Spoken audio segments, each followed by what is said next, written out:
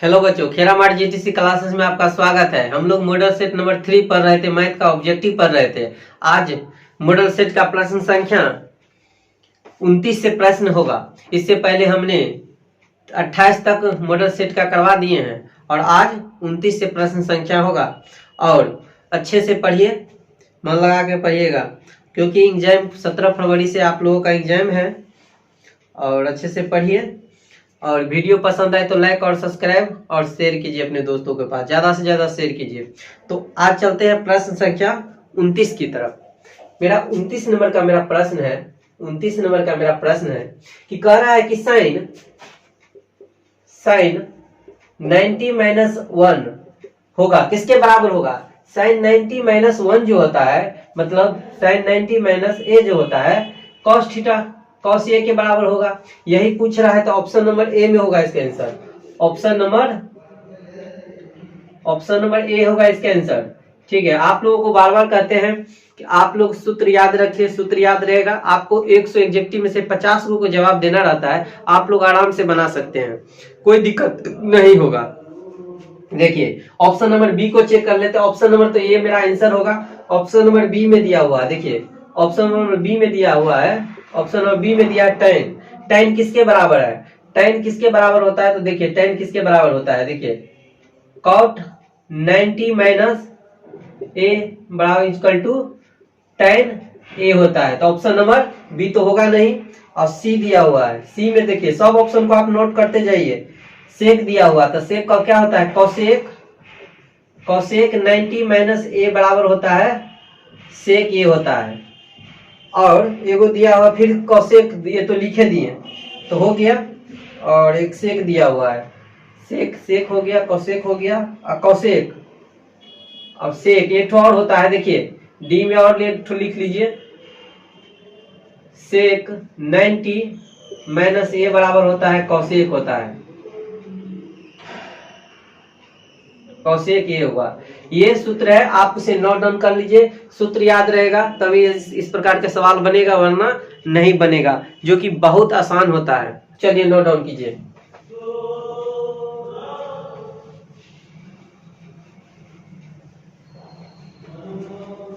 Next प्रश्न संख्या 30 में है।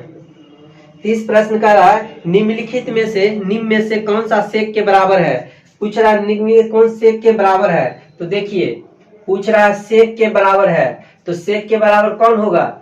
सेक के बराबर इसमें होगा 1 बाय कॉस होगा, कॉस ए होगा। तो ऑप्शन नंबर ए इसका आंसर होगा। ऑप्शन नंबर ए इसका आंसर होगा पूरा। चलिए लिख लीजिए, ऑप्शन नंबर ए होगा। ये कैसे होता है देखिए, आपको यहाँ पर लिख देते हैं, नोट डाउन कर लीजिए। साइन,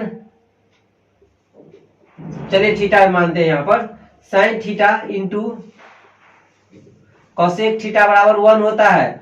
आप लोग याद रखिएगा, देखिए इसी को लिखते हैं साइन थीटा बराबर 1 बाय कॉसेक थीटा, और उसको फिर लिखते हैं 1 कॉसेक थीटा बराबर लिखते हैं 1 बाय साइन थीटा। देखिए इस सूत्र से सूत्र लिखिए, होता है cosec theta into sec theta बराबर भी 1 होता है। इसे नोट डाउन करते रहिएगा। कॉसेक थीटा कॉस थीटा बराबर होता है 1 बाय सेक थीटा, और सेक थीटा बराबर होता है 1 बाय कॉस थीटा। देखिए इससे भी 3 सूत्र बना, इससे भी 3 सूत्र बना। एक और होता है, देखिए tan theta into cot theta बराबर 1 होता है। इससे भी 3 गो बनेगा, इससे भी 3 गो बनेगा। कैसे देखिए, तो tan थीटा बराबर 1 by cot theta, cot theta बराबर होता है 1 बाय tan थीटा। ठीक है, इसे नोट डाउन कर लीजिए, ये याद रहेगा तभी बनेगा, वरना नहीं बनेगा। इसलिए कह रहे हैं बार बार सूत्र को आप रिवाइज करते रहिए।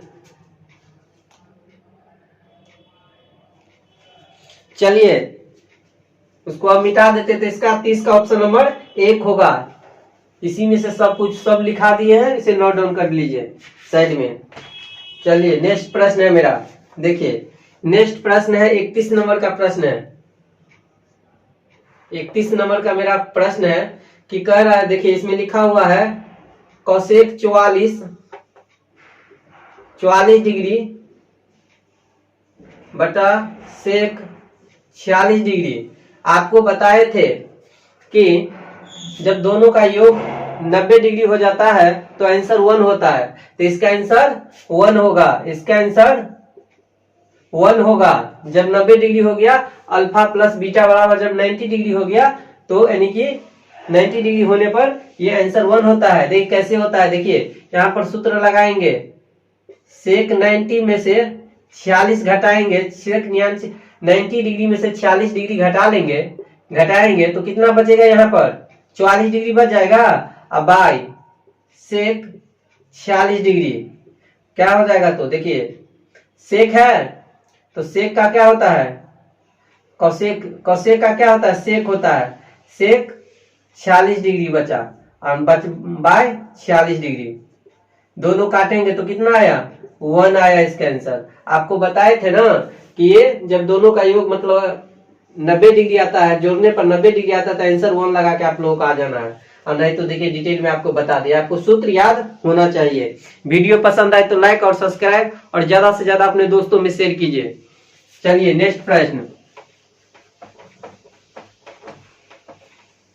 देखिए, इसमें भी सूत्र हम आपको लिखा देते, इसका भी सूत्र नोट डाउन कर लिए कैसे होता है। देखिए 90 माइनस थीटा बराबर होता है cos theta, cos 90 minus theta बराबर होता है साइन थीटा, और सेक 90 डिग्री थीटा बराबर होता है कॉसेक थीटा, और कॉसेक 90 माइनस थीटा बराबर होता है सेक थीटा, और एक होता है tan 90 माइनस थीटा बराबर होता है कॉट थीटा, यानी कि cot theta, cot 90 minus theta बराबर होता है tan थीटा। नोट डाउन कर लीजिए, ये सूत्र याद रहेगा तब ये बनेगा, वरना नहीं बनेगा। ठीक है, वीडियो पसंद आए तो लाइक और सब्सक्राइब कीजिएगा। चलिए next question,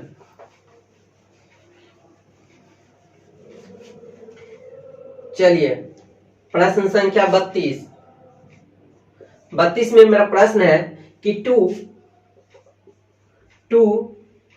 square 2 cos square 60 degree. तो आप बताइए cos 60 डिग्री का मान कितना होता है, cos 60 डिग्री का मान कितना होता है, बोलिए cos 60 डिग्री का मान कितना होता है। cos 60 डिग्री का मान 1/2 होता है। cos 60 डिग्री का मान 1/2 होता है, पूरा पर होल स्क्वायर, क्योंकि स्क्वायर है तो 2 गुने 1/2 का स्क्वायर 4 होगा, तो 2 दूना 4, बचा कितना 1/2। देखिए कौन सा ऑप्शन में है, ऑप्शन नंबर डी में है, ऑप्शन नंबर डी इसका आंसर होगा। इसे भी नोट डाउन कर लीजिए।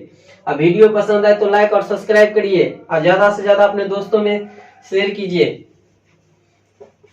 चलिए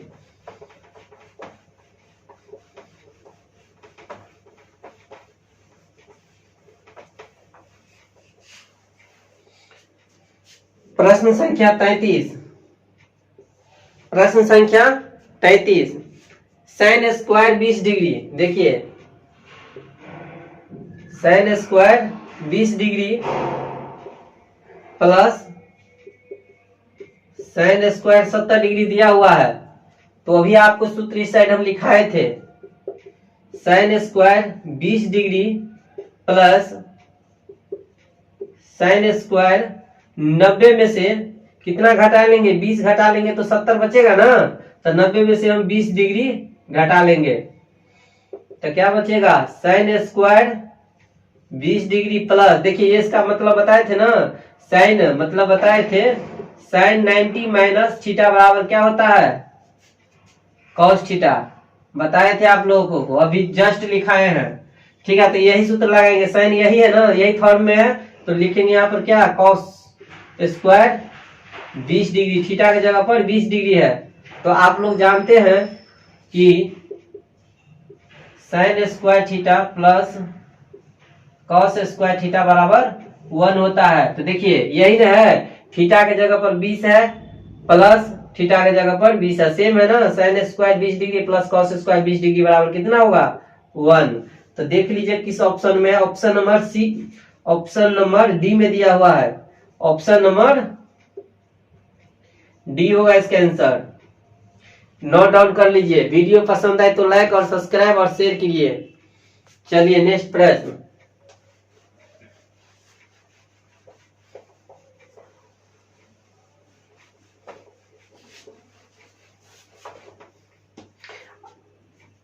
चौंतीस नंबर का प्रश्न देखिए, अभी भी वो सूत्र हम आपको अभी जस्ट लिखाए थे, अभी जस्ट लिखा है tan theta into cot theta बराबर 1 होता है। याद रखिए 1 होता है, तो यही तो पूछ रहा है, यहाँ पर दिया हुआ है कि tan इंटू कॉट थीटा बराबर क्या होगा, तो 1 होगा। ठीक है, यही इसका आंसर होगा, 1 होगा इसका आंसर। ऑप्शन नंबर ए होगा, ऑप्शन नंबर ए। और अभी मॉडल सेट तीसरा चल रहा है, मॉडल सेट अभी तीसरा चल रहा है। चलिए नोट डाउन कर लीजिए।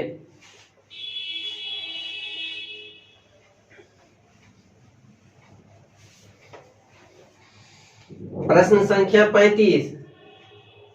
35 में प्रश्न है, किसी त्रिभुज एबीसी में जहां कोण बी समकोण है, यदि ए बी 12 सेंटीमीटर तथा बीसी 5 सेंटीमीटर, तो एसी निकालने के लिए बोला है, यानी कि कर्ण कड़ा निकालने के लिए। देखिए आप लोग सवाल में इस तरह से देख रहे हैं ना, ए बी 12 और बीसी 5 सेंटीमीटर दिया हुआ है और एसी पूछ रहा है, तो 5 12 13 एक ट्रिपलेट बनाता है, 5 12 13 एक ट्रिपलेट बनाता है, इसका आंसर 13 होगा। आप लोग ट्रिपलेट याद रहेगा तो इस तरह के प्रश्न का आप डायरेक्ट जवाब दे सकते हैं, लेकिन कैसे हुआ देखिए, इसका आंसर में से 13 होगा। देखिए एक समकोण त्रिभुज है, इसमें बता रहा है, लिखा गया है कि कोण बी जो है ये 90 डिग्री है, बी जो है 90 डिग्री है, और ये हुआ, और ये बी तो 90 डिग्री दिया हुआ, और ये सी हुआ।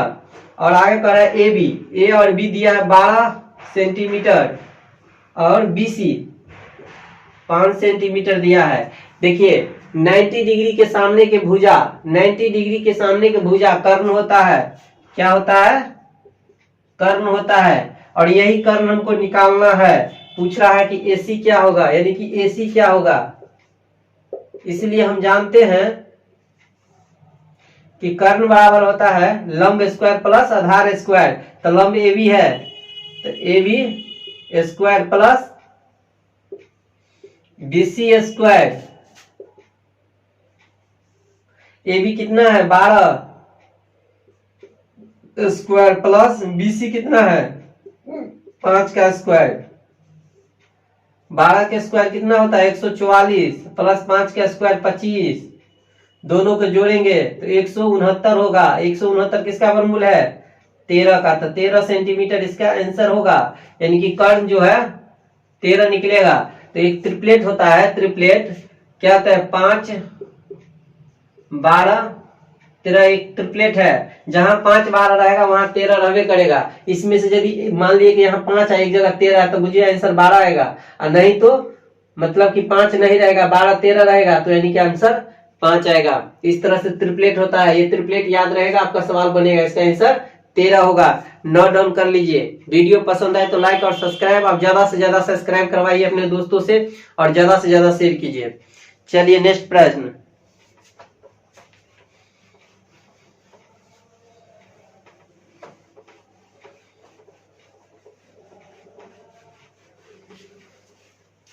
नेक्स्ट प्रश्न है मेरा 36 नंबर का, बीटीसी सवाल का ये प्रश्न है, बहुत हलुक सवाल है। देखिए कि यदि चूंकि दिया हुआ है, देखिए चूंकि जो सवाल में दिया रहता है उस जगह हम चूंकि लिखते हैं, चूंकि 5 sin a equal to 8 cos a दिया हुआ है, तो cot a का बराबर होगा व्हाट, मतलब cot a का मान पूछ रहा है, मान क्या होगा।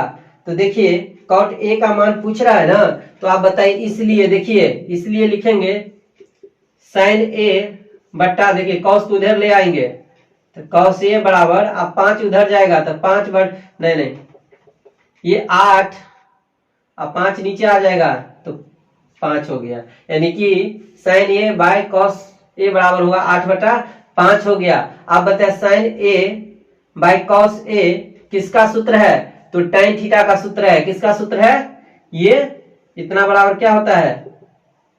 इतना बराबर क्या होता है? tan ए होता है। तो कितना बचा? 8/5 होता है। अरे एक कॉट पूछ रहा है, tan का अपोजिट कॉट होता है, tan का अपोजिट कॉट होता है, तो कॉट पूछ रहा है, तो इसलिए कॉट ए बराबर इसका अपोजिट होता है, उल्टा होता है, तो 5/8 होगा। इसका आंसर 5/8 होगा। ऑप्शन नंबर डी होगा इसका आंसर। क्योंकि आप जानते हैं कि कॉट का tan का अपोजिट कॉट होता है, कॉट का अपोजिट tan होता है। नोट डाउन कर लीजिए। चलिए नेक्स्ट प्रश्न।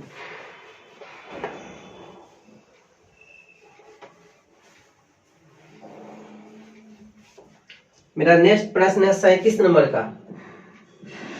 37 में प्रश्न है कॉट 60 डिग्री,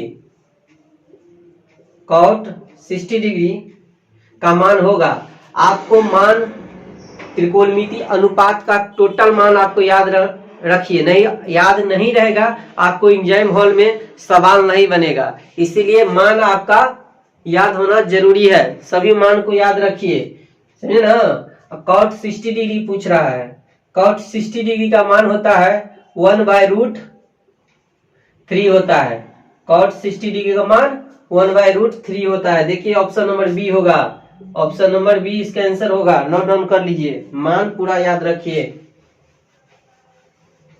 चलिए प्रश्न संख्या 38 में प्रश्न कर रहा है, जब सूर्य का उन्नयन कोण 60 डिग्री हो तो एक खंभा जिसकी ऊंचाई 6 मीटर है तो उसकी छाया की लंबाई होगी, छाया की लंबाई होगी। पूछ रहा है एक उन्नयन कोण 60 डिग्री का है, एक खंभा जिसकी ऊंचाई, एक खंभा मान लीजिए, एक खंभा खड़ा है, एक खंभा खड़ा है जो 6 मीटर है, 6 मीटर है, और 6 मीटर ऊंचाई पर इसकी छाया की लंबाई, जब ये खड़ा रहेगा तो धूप पड़ेगा ऐसे, तो छाया इधर तरफ जाएगा, तो छाया यहां तक पड़ गया।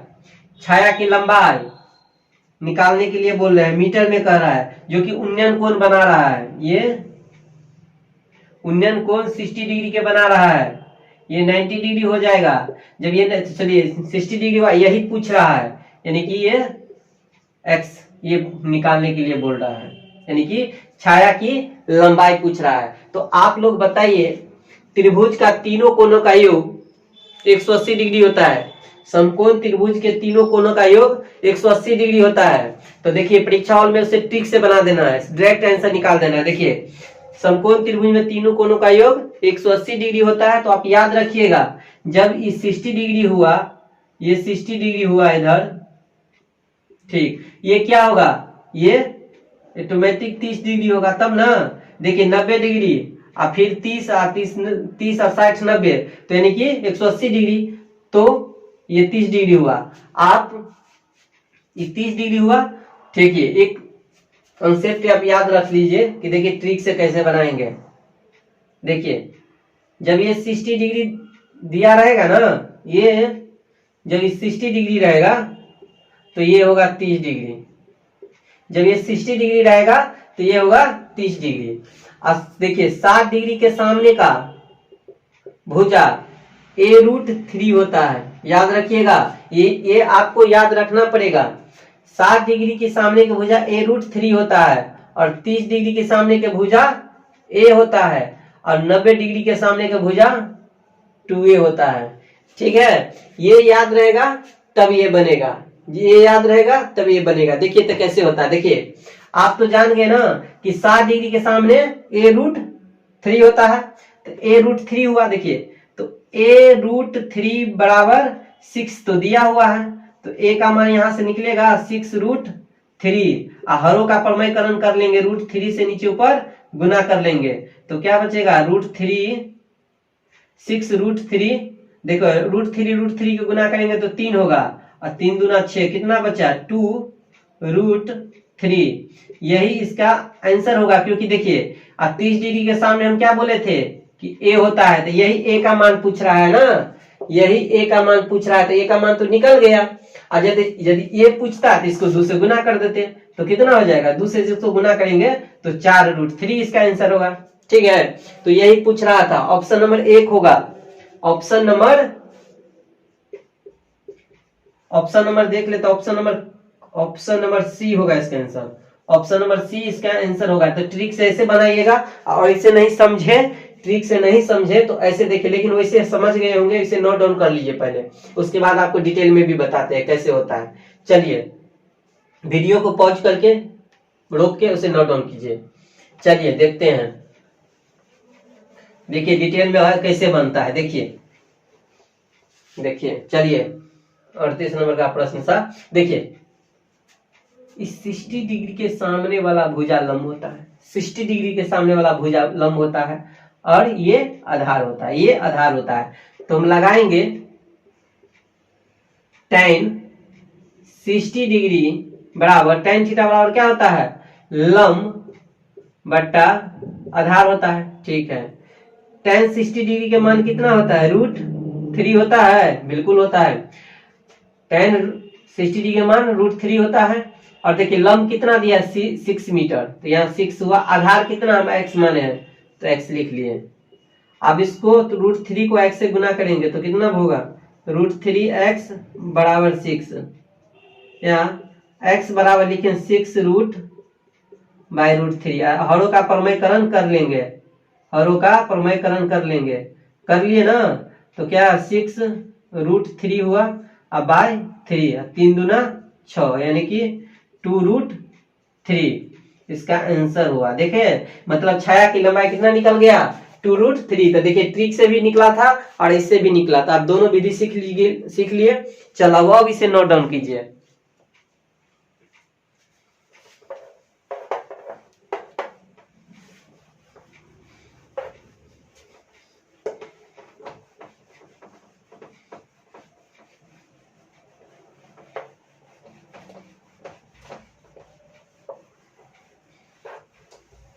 चलिए प्रश्न संख्या 36, प्रश्न संख्या 39 अब होगा। प्रश्न संख्या 39 कह रहा सवाल में, यदि एक अर्धगोला का परिमाप 36 सेंटीमीटर सेमी है तो इसकी त्रिज्या ज्ञात करें। तो देखिए अर्धगोला का परिमाप पूछ दिया हुआ है,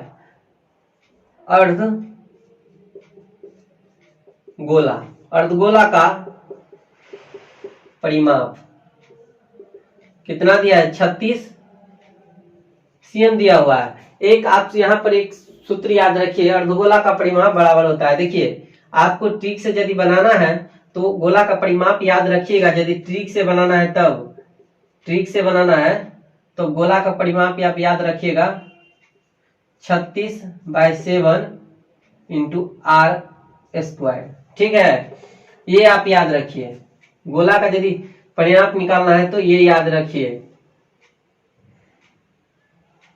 36/7 × r, ये याद रखिए। देखिए इसका परिमाप दिया है ना, तो इसके बराबर कर लेंगे 36। देखिए ठीक से बनाते तो 36 कैंसिल हो गया, तो r बराबर 7 cm। देखिए एक ही लाइन का सवाल था और एक ही बार में ये बन गया, ट्रिक से। देखिए इस तरह से बनेंगे, जब इसको अति विधि से बनाएंगे तो क्या होता है, गोला का परिमाप क्या होता है, अर्धगोला का जो परिमाप होता है पाई नहीं, गोला का परिमाप होता है r × पाई/2 होता है, यही ना होता है। अब बराबर 36 सेंटीमीटर दिया हुआ है। देखिए तो r निकालना है तो r ऐसे ही रहेगा। देखिए पाई का मान 22/7 + 2 = 36 सेंटीमीटर। ठीक है, यहाँ फिर r देखिए 7 दूना 14, 22 को जोड़ेंगे तो क्या हो जाएगा, 36/7। देखिए यही चीज आ गया यहाँ पर भी 36 सेंटीमीटर। देखिए आप 36 से 36 कैंसिल हो गए, बचा क्या, r/7/1 सेंटीमीटर। तो r बराबर कितना, 7 सेंटीमीटर। इसलिए तो option number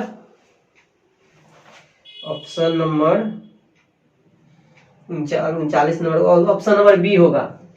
option number B होगा इसका आंसर। तो इसे नोट डाउन कर लीजिए और अच्छे से पढ़िए, और वीडियो पसंद आए तो लाइक और सब्सक्राइब और शेयर कीजिएगा, क्योंकि हम बहुत अच्छे से एग्जेक्टिव करवाते हैं, बहुत मेहनत करना पड़ता है एडिटिंग करने में, इसलिए आप लोग शेयर कीजिए ज्यादा से ज्यादा और अच्छे से पढ़िए। चलिए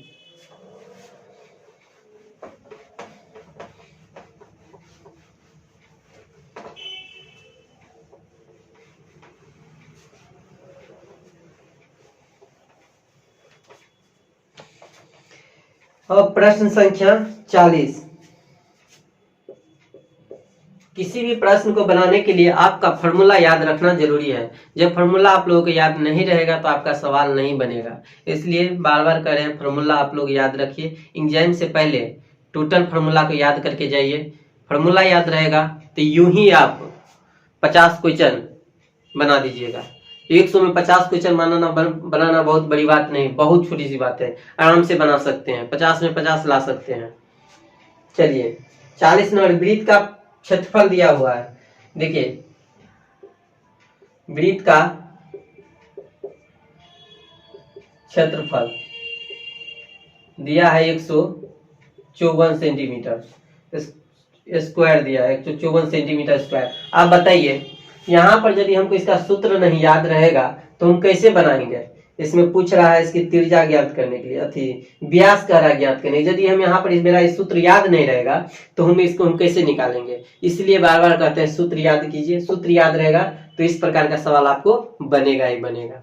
देखिए तो वृत्त का क्षेत्रफल होता है, क्या होता है, देखिए पाई आर स्क्वायर होता है, पाई आर स्क्वायर होता है, और ये 154 सेंटीमीटर स्क्वायर दिया हुआ है। ठीक है, तो पाई का मान कितना होता है, 22/7 आर स्क्वायर। आर हमको निकालना है 154 सेंटीमीटर स्क्वायर। देखिए 22 को काटेंगे 154 से तो कट जाएगा, यानी कि 7 से कटेगा, 7 से कटा। अब आर स्क्वायर बराबर 7 इजकल टू 7 cm स्क्वायर। ठीक है, इसलिए आर स्क्वायर बराबर कितना, 49 cm स्क्वायर। अब स्क्वायर हटाएंगे तो ये रूट के अंदर चल जाएगा 49। अब 49 किसका वर्गमूल है, 7 का, तो 7 cm इसकी त्रिज्या आ गया, त्रिज्या 7 सेंटीमीटर आ गया। त्रिज्या कितना आया, 7 सेंटीमीटर। व्यास पूछ रहा है, तो अब बताइए व्यास जो होता है त्रिज्या का दुगुना होता है, व्यास त्रिज्या का दुगुना होता है, याद रखिएगा। व्यास, व्यास यानी कि डी से शुरू लिखते हैं, व्यास त्रिज्या का दुगुना होता है, तो 2 गुने 7 लिखेंगे, यानी कि 14 सेंटीमीटर इसकी आंसर होगा। देख लेते हैं ऑप्शन नंबर 1 होगा, ऑप्शन नंबर ए इसका आंसर होगा। ठीक है, व्यास जो होता है त्रिज्या का दुगुना होता है, इसे नोट डाउन कर लीजिए। वीडियो पसंद आए तो लाइक और सब्सक्राइब कीजिएगा और ज्यादा से ज्यादा अपने दोस्तों में शेयर कीजिए। चलिए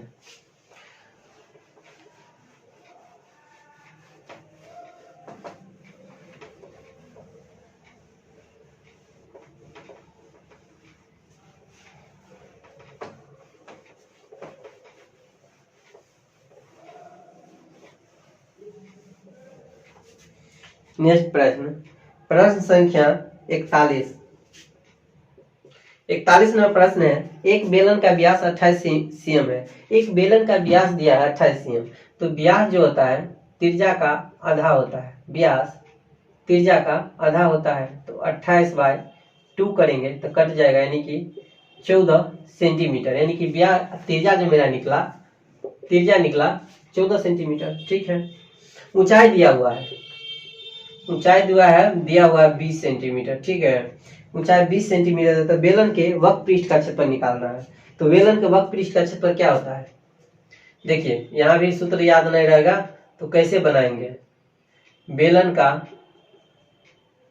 वक्र पृष्ठ का क्षेत्रफल, बेलन के वक्र पृष्ठ के का क्षेत्रफल क्या होता है, देखिए बेलन के वक्र पृष्ठ का क्षेत्रफल होता है 2πr h होता है।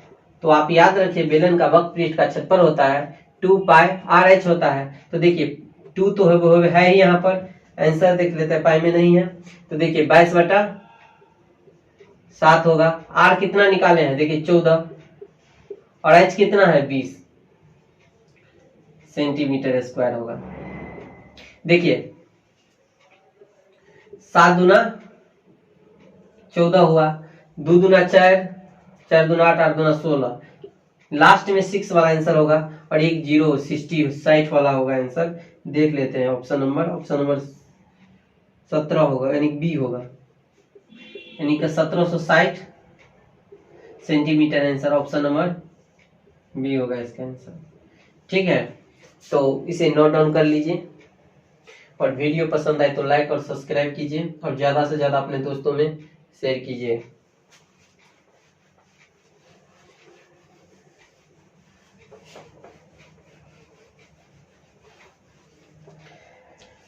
प्रश्न संख्या 42, एक ठोस अर्धगोला जिसकी त्रिज्या 7 सेमी है, सेमी में दिया हुआ था, इसका कुल पृष्ठ का क्षेत्रफल निकाले। कुल पृष्ठ का क्षेत्रफल देखिए, त्रिज्या दिया हुआ 7 cm दिया हुआ है, और अर्धगोला का वक्र कुल पृष्ठीय क्षेत्रफल क्या होता है। देखिए अर्धगोला का कुल पृष्ठ का क्षेत्रफल क्या होता है, 3 पाई आर स्क्वायर होता है। 3 पाई आर स्क्वायर होता है। गोला का, अर्धगोला का कुल पृष्ठ का क्षेत्रफल होता है 3 पाई आर स्क्वायर होता है। अर्धगोला के कुल पृष्ठ का क्षेत्रफल होता है 3 पाई आर स्क्वायर होता है। तो 3 पाई ऐसे ही छोड़ देंगे क्योंकि ऑप्शन में नहीं लिया गया है, और आर का मान कितना है 7, तो 7 गुने 7 सेंटीमीटर स्क्वायर, गुना कर लेंगे, 7 या 21, 21 और 7 यानी कि 147, यानी कि 147 पाई सेंटीमीटर इसका आंसर होगा। ऑप्शन नंबर सी होगा, ऑप्शन सी में होगा। आप लोग उसे नोट डाउन कर लीजिए, सूत्र याद रखना जरूरी है।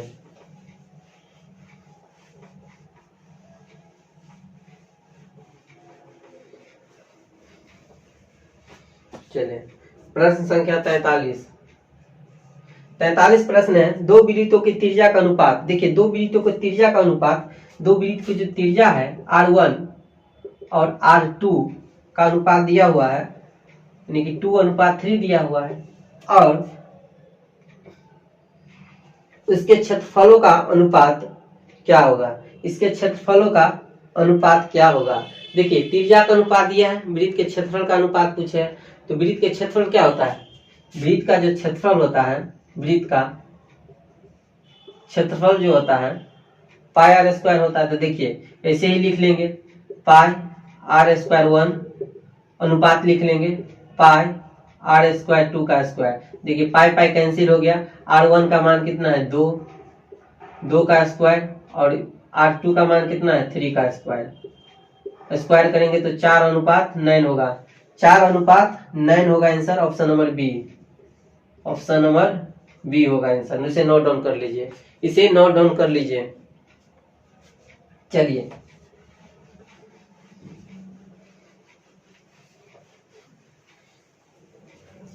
44 नंबर का प्रश्न है।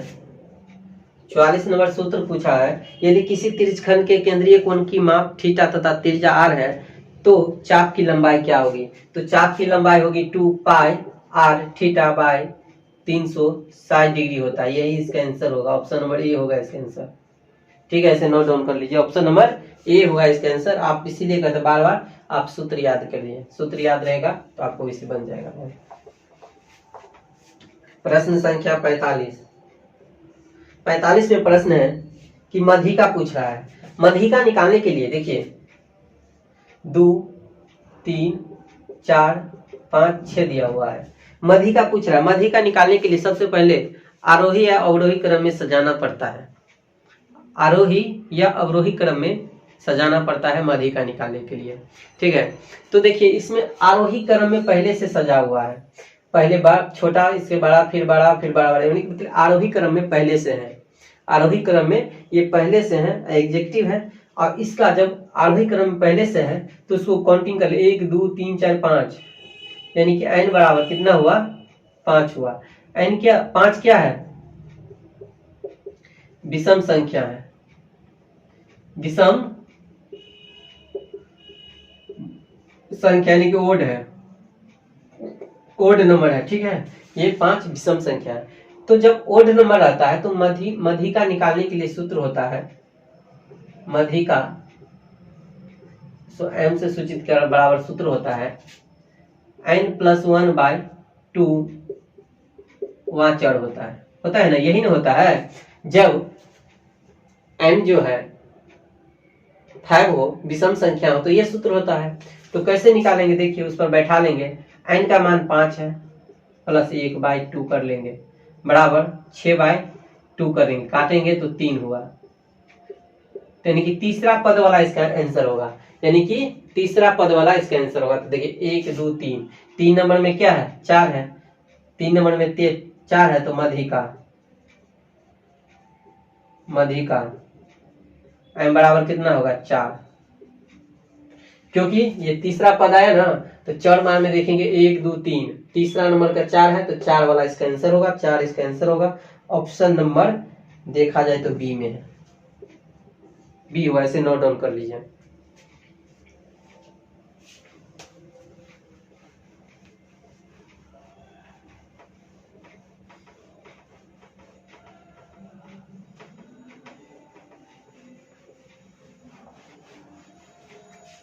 चलिए प्रश्न संख्या 46 प्रश्न है, निम्नलिखित में से, यानी कि निम्न में से कौन सी घटना की प्रायिकता नहीं हो सकती, निम्नलिखित में से किस घटना की प्रायिकता नहीं हो सकती।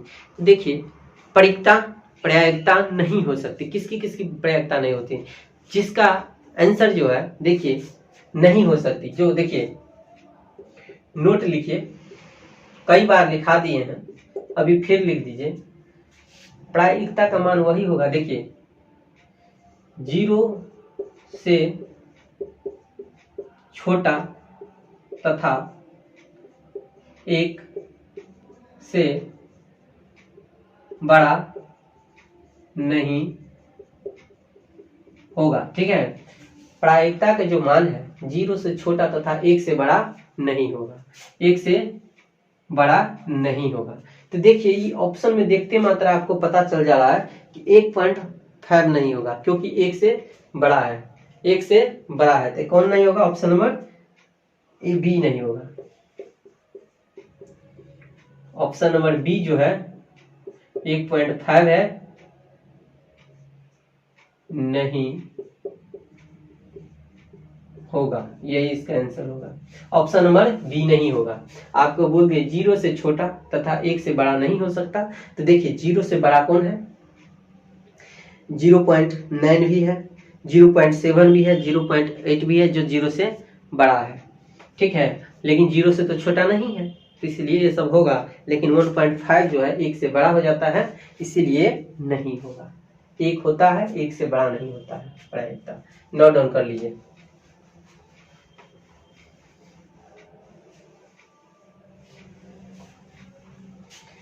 प्रश्न संख्या 47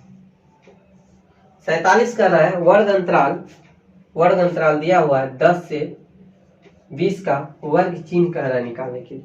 वर्ग चिन्ह निकालने के लिए होता है, वर्ग चिन्ह निकालने के लिए होता है, इसका सूत्र होता है दोनों को योग करके आप 2 से भाग दीजिए तो वर्ग चिन्ह निकल जाता है। इसका मिड पॉइंट होता है, दोनों के योग के, वर्ग अंतराल वर्ग चिन्ह के निकालने के लिए दोनों के योग के जोड़ दो, योग करके 2 से इसको डिवाइड कर दीजिए, यानी भाग दे दीजिए, आ जाएगा।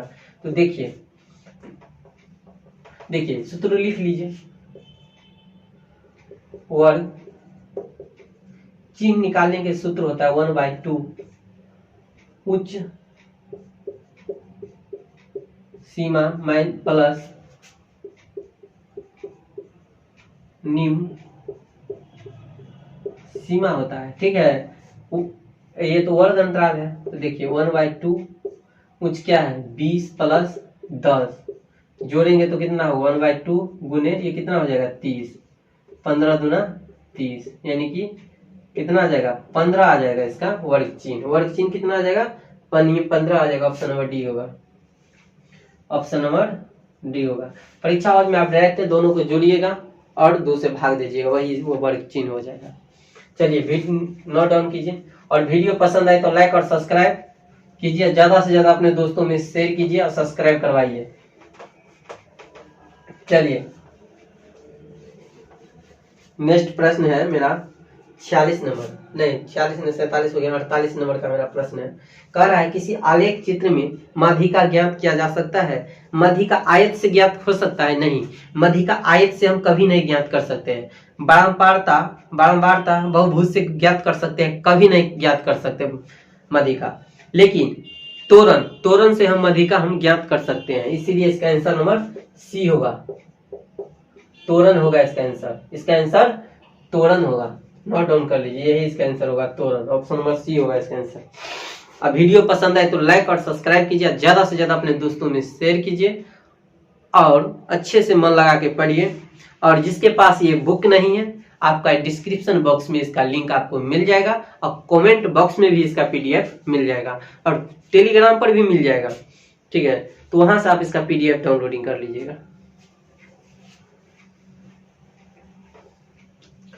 प्रश्न संख्या है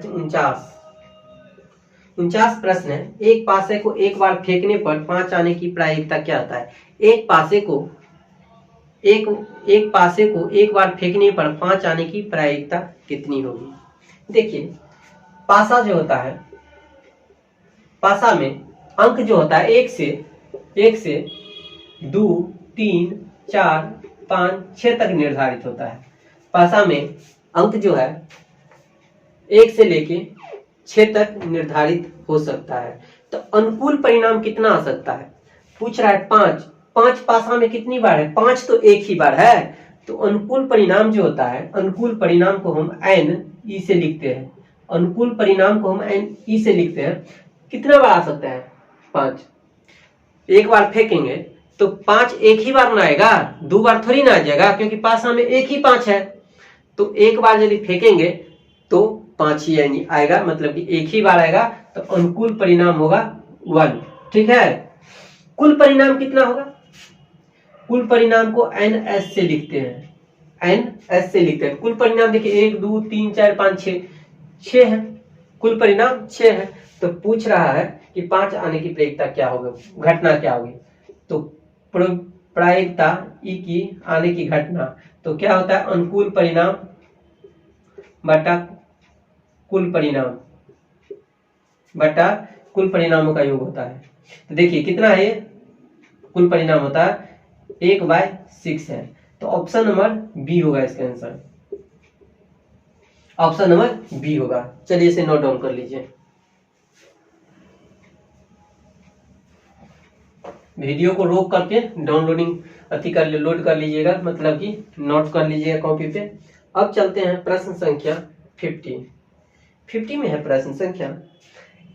अच्छी तरह से फेंटे गए ताश के पत्तों में से एक पत्ता यांग क्षेत्र रूप से निकाल लिया जाता है, तो इसके लाल रंग की रानी आने की प्रायिकता क्या होता है? देखिए ताश के जो गड्डी होता है,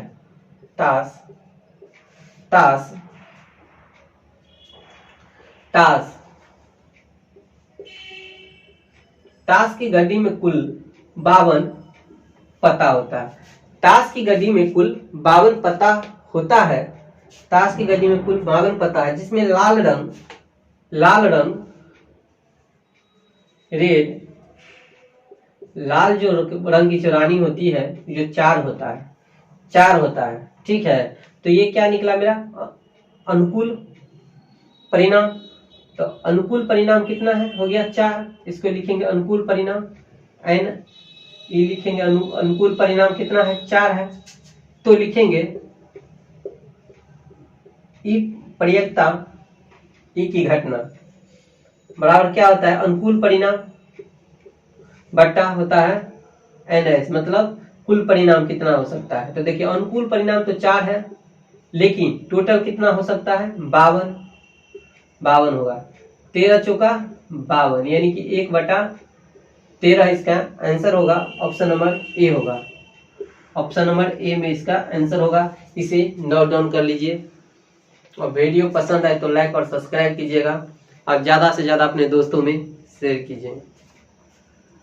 चलिए प्रश्न संख्या 51।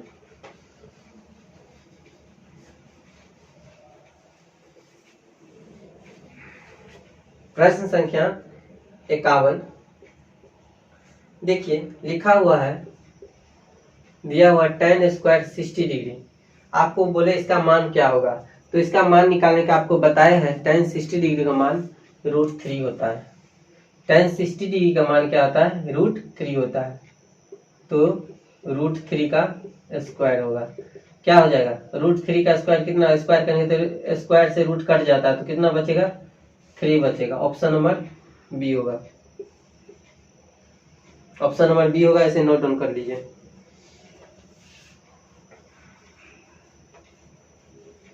चलिए नेक्स्ट प्रश्न है 52 नंबर का प्रश्न है।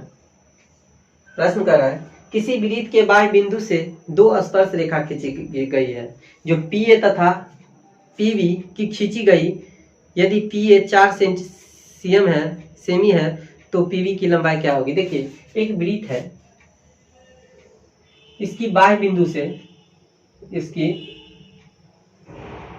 से एक स्पर्श रेखा खींची गई है। बाह्य बिंदु से एक स्पर्श रेखा खींची गई जो P और A और ये B है। वृत्त के बीच में क्या होता है, केंद्र होता है। क्या होता है, केंद्र होता है, ठीक है ना। बाह्य बिंदु से एक स्पर्श रेखा खींची गई जो PA, देखिए PA 4 सेंटीमीटर है तो PB की लंबाई क्या होगी। देखिए दोस्तों, वृत्त के जो बाह्य बिंदु को जो स्पर्श रेखा खींची जाती है, दोनों की जो लंबाई होती है, ये दोनों की लंबाई बराबर होती है। वृत्त की बाह्य बिंदु पर 2 स्पर्श रेखा खींची जाती है। नोट कर लीजिएगा, वृत्त की बाह्य बिंदु से 2 स्पर्श रेखा जो खींची जाती है, इसकी लंबाई बराबर होती है। इसकी लंबाई बराबर होती है, तो यानी कि ये 4 है तो ये भी 4 सेंटीमीटर होगा। और आंसर यही होगा, ऑप्शन नंबर डी दिया हुआ है। ऑप्शन नंबर डी में इसका आंसर होगा। ये दोनों बराबर होती है, ये दोनों बराबर होती है। इसे नोट डाउन कर लीजिए।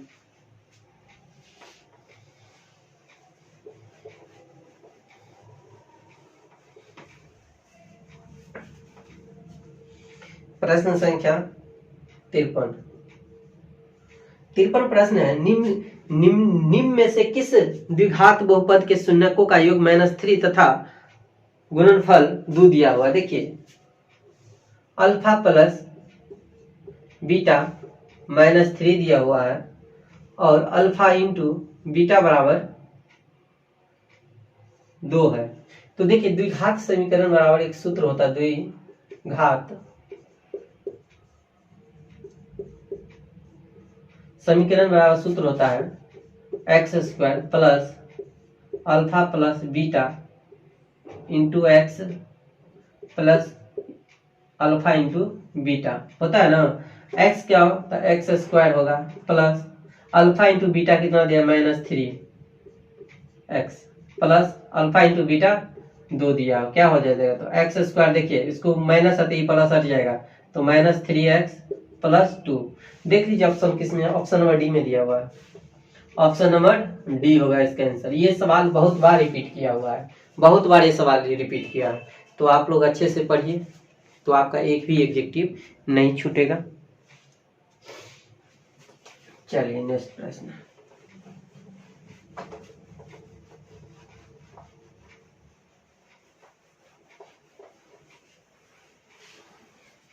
मेरा नेक्स्ट प्रश्न है 54 नंबर का मेरा प्रश्न है, किसी वृत्त के केंद्र से 13 सेमी दूर स्थित बिंदु P पर खींची गई स्पर्श रेखा की लंबाई 12 सेंटीमीटर है तो इसकी वृत्त की त्रिज्या कितनी होगी। आपको बोले ना, बार बार बोलते हैं कि ट्रिपलेट याद रहेगा, तो आपको इसे ही मार दीजिएगा। देखिए 12 और 13 आ गया, जब 12 13 आ जाता है तो कितना हो जाता है 5 इसका आंसर हो जाता है, क्योंकि ये ट्रिपलेट होता है 5 12 13 ट्रिपलेट होता है, क्योंकि ये इसका आंसर आ गया, क्योंकि 12 और 13 दिया हुआ। देखिए होता कैसे, देखिए एक वृत्त है, इसके बुझाए केंद्र से बाह्य बिंदु एक पी दिया हुआ है, पी दिया हुआ है केंद्र से, पर एक रेखा खींची करी, एक स्पर्श रेखा खींची गई, यहां से एक स्पर्श रेखा खींची गई है, एक स्पर्श रेखा खींची गई है केंद्र से, ये वो है, इसको मिला देंगे, और ये पी है, इसी से ये मान लेते हैं, उसे ए मान लेते हैं, ठीक है, ए मान लिए। तो देखिए क्या कर रहा है, केंद्र से 13 मीटर दूर, देखिए केंद्र से जो यहां से यहां तक है 13 सेंटीमीटर है, और स्पर्श रेखा की, ये जो स्पर्श रेखा की लंबाई जो है जो 12 सेंटीमीटर है। तो देखिए ये लंब निकालना है, देखिए ये हो गया कर्ण, ये हो गया आधार, ये कर्ण, ये हो गया आधार, और ये हो गया लंब, यही पूछ रहा है निकालने के लिए। लंब हो गया तो वृत्त की त्रिज्या, यही ना त्रिज्या होता है, वृत्त के व्यास के आधा त्रिज्या होता है। जब ये पूरा मिला देंगे तो व्यास हो जाएगा, और इतना पड़ा तो ये त्रिज्या हुआ है। तो देखिए लंबे निकाल लेंगे, ठीक है, तो लंब निकालेंगे, वैसे भी या तो पाइथागोरस प्रमेय लगाते हैं, ठीक है। तो ओ ए बराबर, ये मान लीजिए त्रिज्या है, तो ओ ए बराबर लिखेंगे रूट अंडर ओपी का स्क्वायर माइनस पी ए का स्क्वायर, क्योंकि पी ए माने हैं, ठीक है। तो रूट अंडर ओपी कितना है 13 का स्क्वायर माइनस 12 का स्क्वायर, ठीक है। चलिए 13 का स्क्वायर 169, 12 का स्क्वायर 144, इसमें से घटाएंगे तो कितना होगा 25। अब 25 किसका वर्गमूल है 5 का, तो वो ये कितना निकल गया 5 सेंटीमीटर। तो ये ने पूछे कि 5 सेंटीमीटर, इसका आंसर होगा ऑप्शन नंबर डी होगा, यानी कि त्रिज्या कितना निकला 5 सेंटीमीटर, आंसर 5 सेंटीमीटर इसका, ये जो त्रिज्या है 5 सेंटीमीटर इसका त्रिज्या निकाला, वृत्त के व्यास के आधा त्रिज्या होगा। इसी में वृत्त का व्यास पूछ देता तो 10 सेंटीमीटर, लेकिन अभी त्रिज्या पूछ रहा तो 5 सेंटीमीटर होगा आंसर। इसे नोट डाउन कर लीजिए।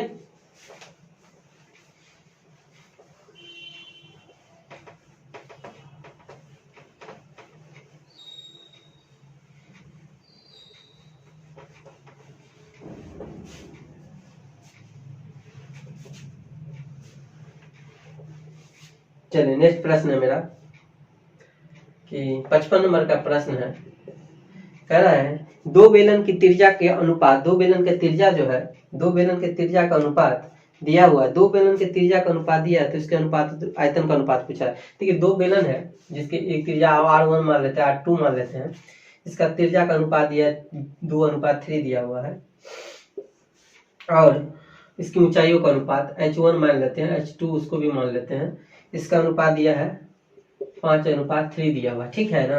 ये बेलन का है, तो पूछ रहे हैं इनके आयतन का अनुपात पूछ रहा है। तो बेलन का आयतन क्या होता है भाई, बेलन का आयतन का अनुपात पूछ रहा है, तो बेलन का आयतन का जो अनुपात पूछ रहा है, तो हम जानते हैं सूत्र होता है पाई आर स्क्वायर 1h1 लिख लेते हैं, क्योंकि यहाँ पर लिखे हैं 2 अनुपात लिखे हैं, पाई आर स्क्वायर 2h2 लिख लेते हैं, ठीक है। अब देखिए पाई से पाई कैंसिल हो गया, बचा कितना आर स्क्वायर कितना है 1, 2 है, 2 लिखेंगे, h1 कितना है, h1 कितना है, h1 5 है तो 5 लिखेंगे, अनुपात r2 कितना है 3 के स्क्वायर इंटू h2 कितना है 3 है, ठीक है।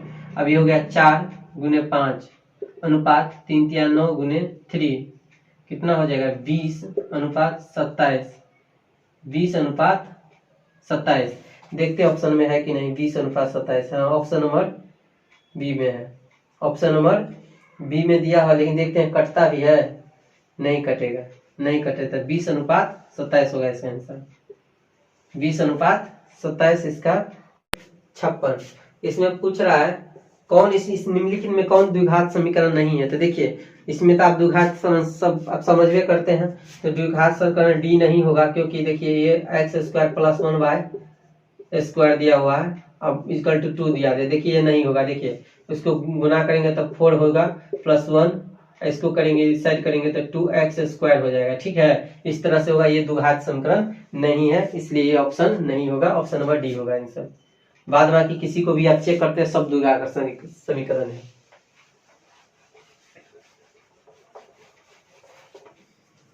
चलिए 57 नंबर का प्रश्न है, कह रहा है निम्नलिखित में से किस घटना की प्रायिकता नहीं हो सकती? आपको बताए है ना, प्रायिकता का मान निगेटिव तो हो भी नहीं करेगा, 0 से छोटा और 1 से बड़ा नहीं होना चाहिए।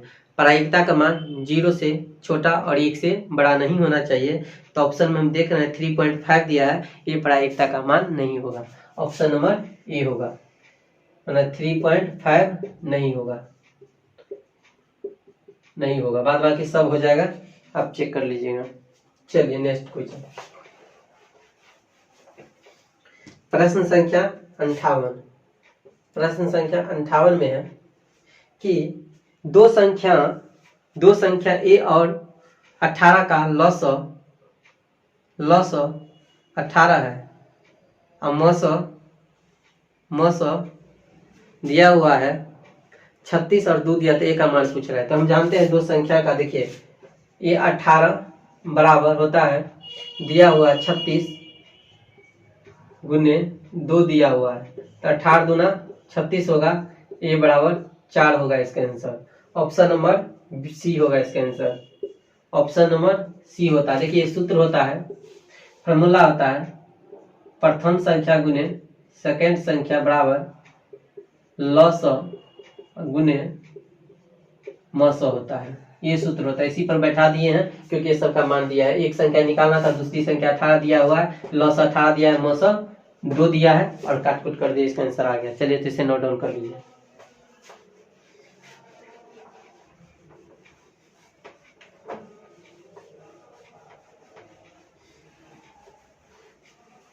चलिए प्रश्न संख्या 60 में है, 60 में प्रश्न संख्या 60 नहीं, एक बीच में और प्रश्न है,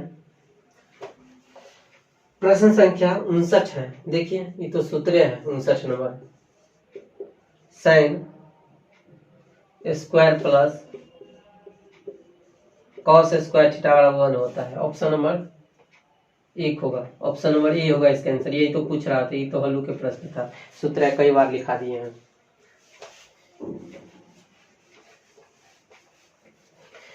चलिए वीडियो पसंद आए तो लाइक और सब्सक्राइब और शेयर कीजिएगा। प्रश्न संख्या 60 में देखते हैं, 60 नंबर का प्रश्न है मेरा, कि दो निर्देशांक दिया हुआ है को मिलाने वाले रेखाखंड के मध्य बिंदु होगा। देखिए एक निर्देशांक दिया है P बराबर का निर्देशांक दिया है -4 और 2 दिया हुआ है, और दूसरा निर्देशांक दिया है Q बराबर Q इंटू 8 - 6 होता है। तो देखिए ये जो होता है x1 होता है, ये y1 होता है, ये y2 x2 होता है, ये y2 होता है। देखिए ये हम कई बार ये प्रश्न कई बार रिपीट कर गया है, फिर हम प्रश्न निकला है। तो मध्य बिंदु का नियामक होता है, सूत्र लिए होता है मध्य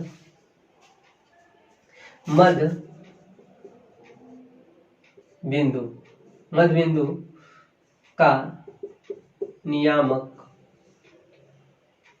नियामक होता है, क्या होता है? देखिए मध्य बिंदु का नियामक होता है x1 प्लस x2 बाई 2 होता है, और y1 प्लस y2 बाई 2 होता है। देखिए x1 कितना -4 प्लस x2 कितना है 8 बाई 2, इस साइड आ जाइए। y1 कितना है 2 और y2 कितना है 6 बाई 2। देखिए -4 में से 8 घटाएंगे तो क्या हो जाएगा, 4 बचेगा बाई 2, और ये 8 बाई 2 होगा, इसके काटेंगे तो 2 से कटेगा, ये 4 से कटेगा, तो बचा 2,4। यही इसका आंसर हुआ। ऑप्शन नंबर देख रहे हैं, ऑप्शन नंबर सी होगा, ऑप्शन नंबर सी इसका आंसर होगा। इसे नोट डाउन कर लीजिए, इसे नोट डाउन कर लीजिए। और वीडियो पसंद आया हो तो लाइक और सब्सक्राइब कीजिएगा। आज तक के लिए इतना ही बच्चों, आज तक के लिए इतना ही। मन लगा के पढ़िएगा, अच्छे से पढ़िए, अच्छे से सवाल सबको रिवाइज कीजिए, क्योंकि परीक्षा का बहुत कम टाइम बचा हुआ है। जितना अच्छा से पढ़िएगा उतना बेटर रहेगा, अच्छा मार्क आएगा। इसलिए कोई भी प्रश्न को आप बार बार, हर सब्जेक्ट को, हम नहीं कहते कि मैथ को रिवाइज कीजिए, नहीं, सभी प्रश्न को, यानी कि सभी सिलेबस, जो सिलेबस में आपका जो सिलेबस है उस पूरे सिलेबस को आप बार बार रिवाइज कीजिए। अभी जितना रिवाइज कीजिएगा उतना आपको फायदा होगा। तो आज तक के लिए उतना ही। Thank you.